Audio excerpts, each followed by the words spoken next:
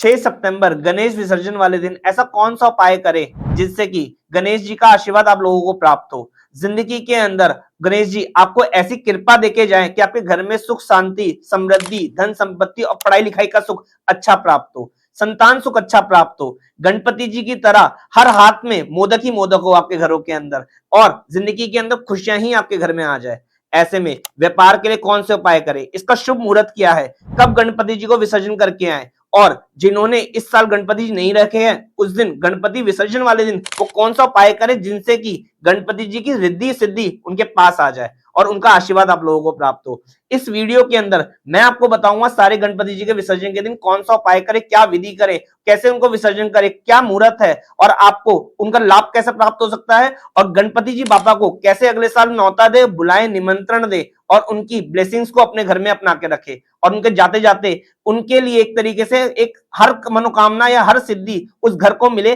जो गणपति बाबा की पूजा करके बैठे हैं या उस दिन इस उपाय का विशेष लाभ प्राप्त करने वाले हैं। सुबह सवेरे उठ करके सबसे पहले नहा धो करके बिल्कुल फ्रेश हो जाइए आप लोग। सबसे पहले अपने परफ्यूम इत्र सब कुछ लगाइए और ऐसे में सारे ही परिवार के सारे ही सदस्य एकत्रित होकर के गणपति जी के आगे आ जाइए और ऐसे में वहां 5 पीपल के पत्ते रखिए और एक सुपारी रखिए और कुछ मोदक रखिए और उनकी आरती कीजिए। ऐसे में साफ सफाई करने के बाद उनकी आरती करने के बाद आप वो कुछ मोदक लेकर के बाहर स्थान पे जाइए जहां पे चूहे अवेलेबल हो या चूहे का कोई स्थान हो, वहां जाके उसको बिखेर के आ जाइए उन मोदकों को। जो गणपति विसर्जन के समय पे जो सुपारी आप लोगों ने रखी है उस सुपारी को लेकर अपनी तिजोरी में अवश्य रख दीजिएगा, उसको 1 साल तक छेड़िएगा मत। ये समझ लीजिए कि वो गणपति जी ही है जो आपकी तिजोरी के अंदर है, जो धन संपत्ति आपको देने का काम करेंगे और आपके धन संपत्ति को कह लीजिए, गल्ले को कह लीजिए, भरने का काम करेंगे और रुपए पैसे के आपको सुख प्राप्त होंगे। और ऐसे में जब आप आए और उसको विसर्जन करने की तैयारी कर रहे हो उस दिन 6 सितंबर वाले दिन,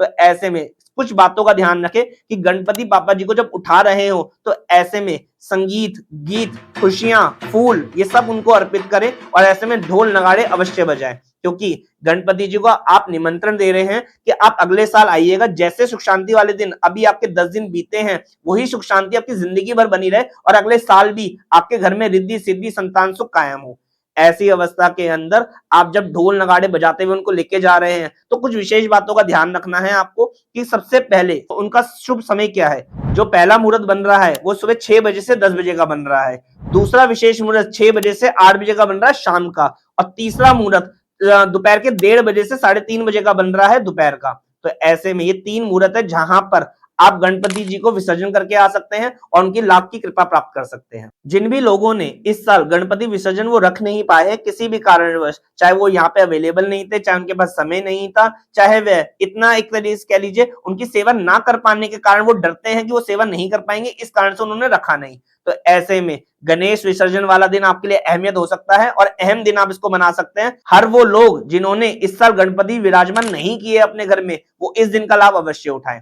एक पान का पत्ता लीजिए, उसमें स्वास्तिक बनाइए और उसमें लिखिए ओम गण गणपते नमः और ऐसे में थोड़ा सा मोदक का भोग लगाइए, उसको फोल्ड कर लीजिए और पीले रंग के कपड़ा या पीले रंग के धागे से उसे बांध लीजिए और तांबे के कलश के अंदर पानी के अंदर उसको भिगो करके तांबे का ढक्कन लगा के उसे रख दीजिए। आप शाम के समय में इस लोटे को मंदिर के अंदर रखकर आ जाइए और ये क्रिया आपको सुबह 6 से 10 बजे के बीच में करनी है और शाम को 6 से 8 बजे के बीच में इसको रखकर आना है। मात्र इतना उपाय करके देखिएगा और अपनी हर मनोकामना वो मांगिएगा जो आप चाहते हैं गणपति जी से, कि गणपति जी की तरह आपके घर में रिद्धि सिद्धि कायम हो, घर के अंदर सुख शांति कायम हो, रुपया पैसा समृद्धि आपके घर में आए, या कह लीजिए नए तीज त्योहार या नई खुशियां आपके घर में आए। और अगले साल का निमंत्रण जरूर दीजिएगा कि गणपति बाबा इस साल जो आपने हमारे 10 दिन निकाले हैं विशेष तौर पर कि हमारे घर में कोई सुख शांति एक तरीके से मेंटेन रही, कोई दुर्घटना नहीं हुई हमारे घर के अंदर, हमारे घर में खुशियां का आगमन हुआ, पढ़ाई लिखाई के सुख प्राप्त हुए, धन के सुख प्राप्त हुए। तो ऐसे में यही मनोकामना मांग करके ये लोटा मंदिर के अंदर रख के आइएगा और जिंदगी के अंदर आप देखेंगे कि किस तरह से आपका अगला साल निकल रहा है। जो गणपति बाबा जा रहे हैं वो विशेष कृपा आप पे छोड़ करके फिर जाएंगे। जय माता।